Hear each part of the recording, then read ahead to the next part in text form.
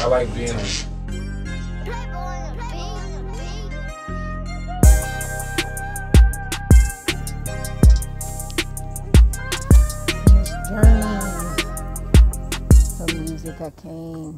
I think I met Berto over, I first met my brother Berto. Berto is my brother in music. That's like my brother from another mother. He will always be my brother. I met him over Lyles' house. They was having a kickback, and it was him. It was I think the guy's name Oreo, AG, Cowboy. He was a battle rapper. There was a slew of artists in that kickback, and me and Berto connected. We was listening to each other's music, and we was just really in awe with each other as as creators. Like, I was in awe with his skills and his gifts, and that's where you meet that point where you try to find where that term comes, that iron sharpens iron thing. Because he was a great talent. Like, I felt like I could learn a lot from him, and equally with the same energy, he felt that exact same way about me. And what's crazy is we didn't even lock in that day. Like, we just was listening to each other music that day, and we understood that each other had a gift, and we was willing, to explore what those sounds would sound like together. I think it was like a couple of months later that him, AG, and it was a young lady by the name of Janessa. It was really just him, AG, I think. If I get it right. Him and AG showed up on my door, and they was talking about getting together and doing some music, and that's where they took me over to an artist that was named Sid the Kid. Now, Sid the Kid was this young, light-skinned kid who was stupid when it came to beats, and stupid when it came to his production of his sound. His sound was great, amazing. So we went over there, and I think that's when we did Traffic, and we did Monster. And then they introduced me into Janessa, and it was like, they wanted me to work with her, and she was a singer or whatnot. So we it was me, Janessa, Berto, AG, Sid the Kid. Like, we all got on this one track, and it was called what was the title of that track?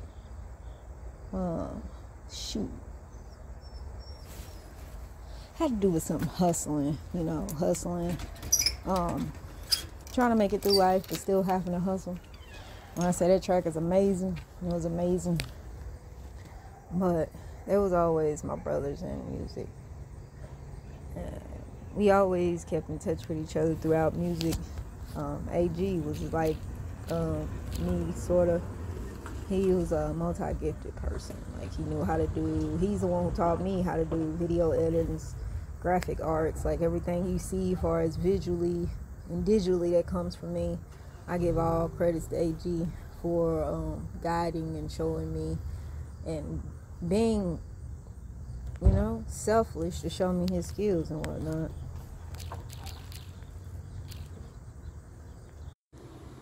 Yeah, so me, Berto, at first we had called ourselves, we was thinking of calling ourselves the League of Extraordinary Figures.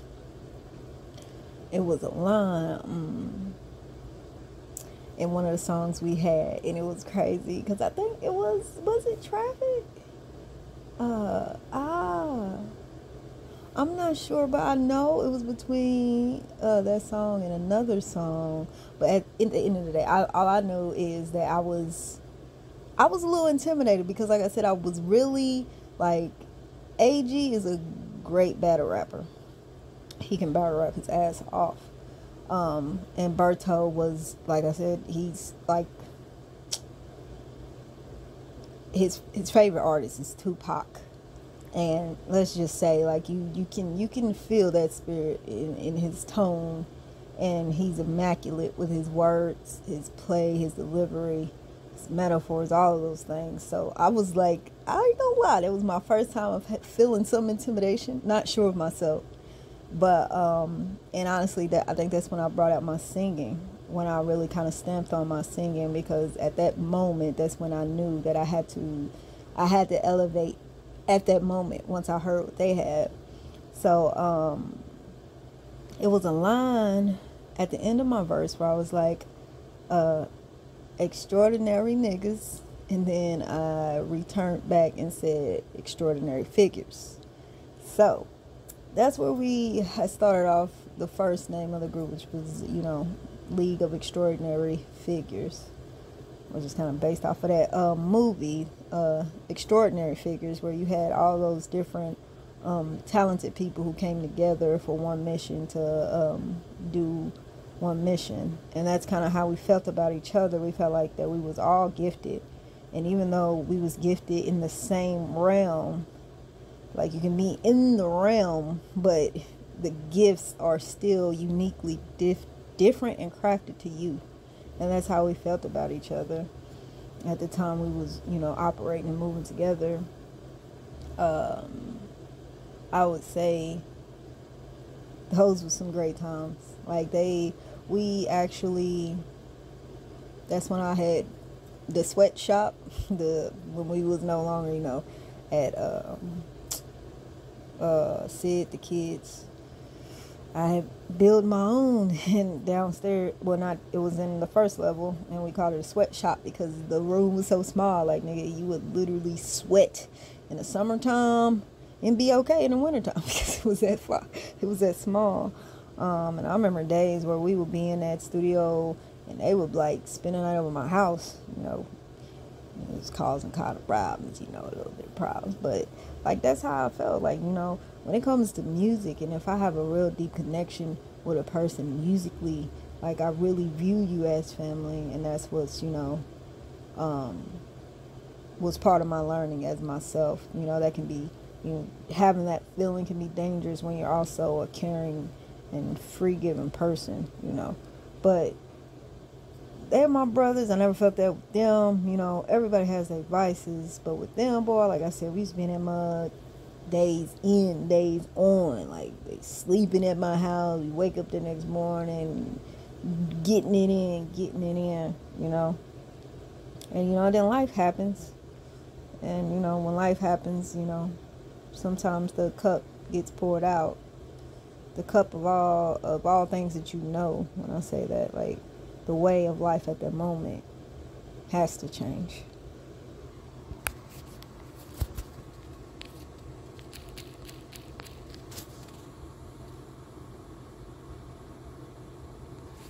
So, when things start coming, kind of running to the end, it really wasn't, it was kind of the end. I would just say it's never the end. Everybody just got a different journey that they has to take. And at the moment you might feel some type of way, but when you get mature about how life works, then you understand that's just how life works.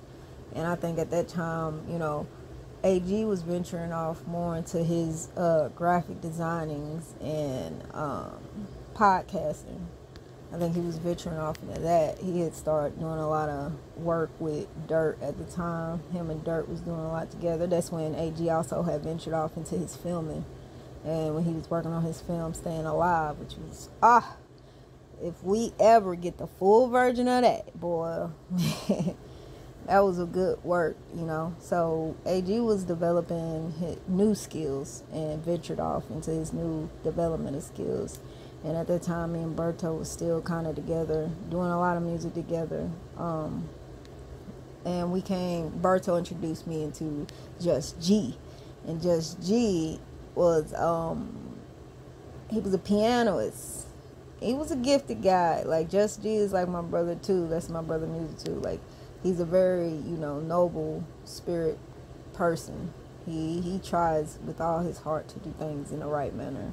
And there's very few people on this planet that really actually try in spirit and mind and in physical to be a righteous person, But he had a gift, so everybody know that California boom, boom, don't have a party, no had a party. The talk box. That's what AG was on the talk box. And I mean, not AG, my bad. Just G was the one on the talk box. And so we came up with this song. It was called Cruising. Oh, I'm telling you, Cruising was so sexy. And he made that mug sexy. It was we had through Berto, I met Just G, I met B9. B9 is another artist here, and he's a producer here as well, has his own studio. Gifted, talented with mixing and mastering. I met him. He came to see me perform at the pub one time. So we was over his house and we recorded a couple of songs there. That's when we kind of locked in. We still had the title of the League of Extraordinary Figures. And we did a lot of soulful music together. When I say that was my strongest soul, neo soul era, that was my strongest neo soul eras with Just G and Berto. And when I say boy, if y'all can hear, it's a mature sound. I definitely say that. It was a mature sound. And then at the time, we was like really just on spiritual Soul Apostle, which is my bro Berto. Like we had came up with that Soul Apostle when I had moved my studio from the sweatshop to upstairs in my house, and it was way more room. Everybody had their own wall, more to sit and could have some room, air to breathe. It was great times upstairs in the studio. It would be so packed, and we would have so much fun building and whatnot. But yeah, what was that? The whole neon soul era was like a breath, a moment to breathe the truth about how you feel spiritually, physically, and mentally. It was a whole different experience of how to create music. A lot of blues in the color of music, but a lot of freedom in speech and purity of thought. Like, an elegance, it was a different elegant sound at that moment when I was creating music. It was, if I had to pinpoint it, I would have to say, like, that was the soul, for real. Like, my soul being able to have that spiritual connection and hear what that sound like coming out the physical. So that was a moment, and we rode that mug. But life is always about constant change, and change is a part of a constant thing that happens. They go hand in hand. It's the balance. So once you understand the balance of a constant change, then nothing stays the same.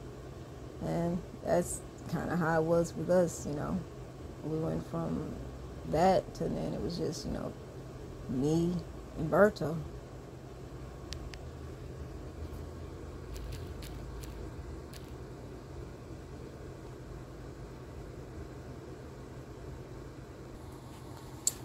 The reason why I say Berto will forever be my brother.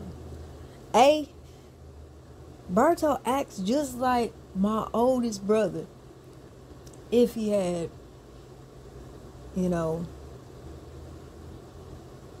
a more connection to his emotional side, which is a good thing, for a male to be connected, because you can't just because you're a male, you can't ever be like, I'm not emotional. And when I say I'm not saying like he was the sob cry. No, he had an understanding mind of emotion.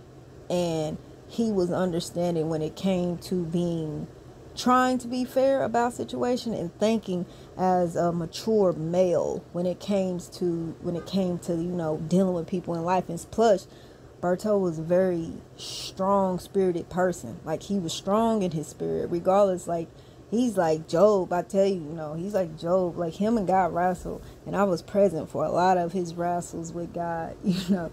And I would even be, it was like he would come to my house, and my house would turn into a courtroom, and it's like him, you know, and God is like, okay, well, I just feel like this, and that. And I would be the person, like, just like, Berto, now, bro, you can't just be sitting here, you know, saying that God made all this happen, or you don't understand why God ain't making something happen.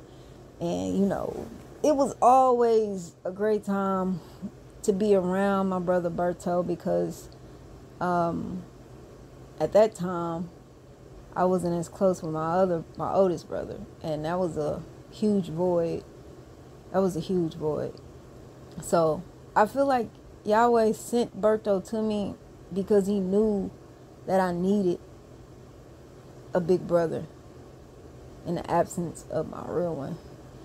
And forever, I will always be grateful to Berto for that, and thankful to Berto for that, because he was my protector in the times that we had to go do something, or even if I just had a show, and, you know, he would be there to, you know, be like, you know, hey, that's my sis, just make sure nothing happens to my sis. Or if I gotta go to the studio, he there, that's my sis, ain't nothing gonna happen to my sis.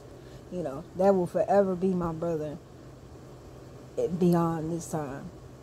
But at that time, you know, it was just me and Berto, and we was pushing out songs. We would make, like, we would be upstairs in the studio, and sometimes we would push out, like, we would push out like 8 songs a night, going back to back. Like, that's the only person I feel like, Berto is the only person, and this is the truth. And, you know, whoever feelings is hurt, you know, I'm sorry, but I gotta speak the truth, no matter how a person feels. He is the only person on this planet as of right now that I have knowledge of. I don't care what it is. When we come together, something's gonna come out, and it's gonna be fire. It's gonna touch your soul, and it's gonna make your soul burn. That is the only person that I can create music like that with. The only person that speaks to the spirit as well as the mind and as well as the soul. Like, that's the only person. I have to give it to him. That's my bro. That's why we are connected on a whole different level, because of how we understand each other spiritually and how it transfer into the music. So, yeah, me and Berto's been through a lot together. Like, we saw each other's story, been through a lot. Like, and he's to know him and to know his story. When he tells you his story, whenever that time comes upon, if he make his own documentary and tell his story, to know him and to know how much that guy has prevailed in life is nothing other than the understanding that there's a presence of a greater power than you that exists. And, you know, honestly, that's all I can say about my bro. He will forever be my bro, and he will forever mean a great deal to me.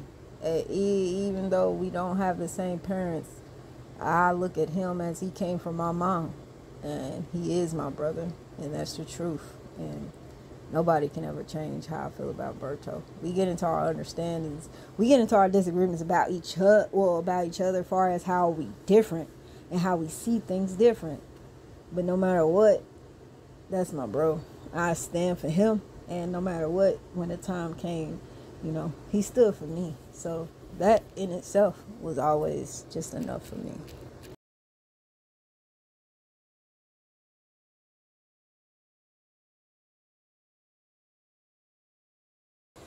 So it came to a point where Berto had to leave.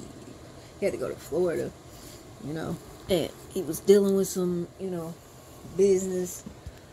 And so that time while he was in Florida, like, we would always communicate on the phone, because I always, you know, check on my bro, he'd check up on me, make sure each other's still breathing, you know what I'm saying? And during that time, you know, that's when I was diving into a little more filming, since bro wasn't here. I had did some more work with AG. Me and AG had re-linked up and started doing work again. Did some filming for him, and that's where, you know, he was at that time, and that's why I still always say what I say. Even AG will always be like a brother to me. He will always be somebody that means a great deal to me. And